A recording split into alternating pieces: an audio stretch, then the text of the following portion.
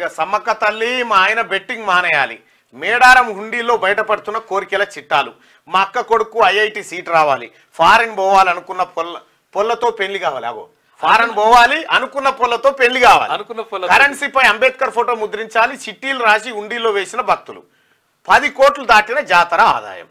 ఇగో మా ఆయన బెట్టింగ్ మానేయాలి, మా అక్క కొడుక్కి ఐఐటిలో సీట్ రావాలి, అట్లా రాసేస్తున్నాడు చిట్టీలు అందులో వేస్తారు. మేడారం హుండీలు తెరిచి కానుకలను లెక్కిస్తుండగా వాటిలో భక్తుల కోరికల చిట్టీలు కుప్పలు తెప్పలుగా బయటపడుతున్నాయి. మా ఆయన బెట్టింగ్ మానేయాలి, మా అక్క కొడుకు ఐఐటిలో సీట్ రావాలి అంటూ ఓ మహిళ కాగితంపై రాసి హుండీలో వేసింది. ఫారిన్ పోవాలి అనుకున్న పొల్లతో పెళ్లి కావాలి అంటూ ఓ యువకుడు సమ్మక్క తల్లిని వేడుకుంటూ చిట్టి రాసి హుండీలో వేసిందట.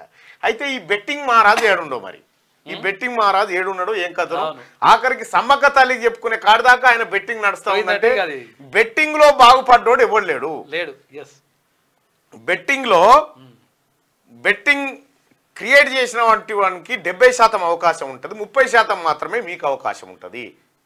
చీకటి ప్రవీణ చెప్పిండు అంటే ఏవైనా కానీ సరదా కోసం ఆడుకోవాలి తప్ప మొత్తం దాన్నే ఆదాయంగా తీసుకోవాలనుకుంటే మాత్రం మోసపోతామని చీకోటి ప్రవీణ్, ఎందుకంటే దీంట్లో ఎక్స్పర్ట్, అంటే ఆయన పదే చెప్తా ఉంటాడు, అరే ఈ బెట్టింగ్ మంచిది కాదని ఆయన మేము చెప్పినా మీరు ఇంటలేరు అనేటువంటి మాట చెప్తా ఉన్నాడు.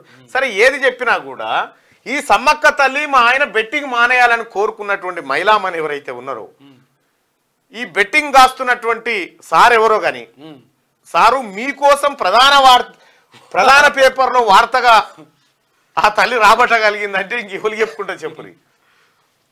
అంబేద్కర్ ఫోటో ముద్రించాలని చెప్పి కొంతమంది హుండీలో వేసినారు.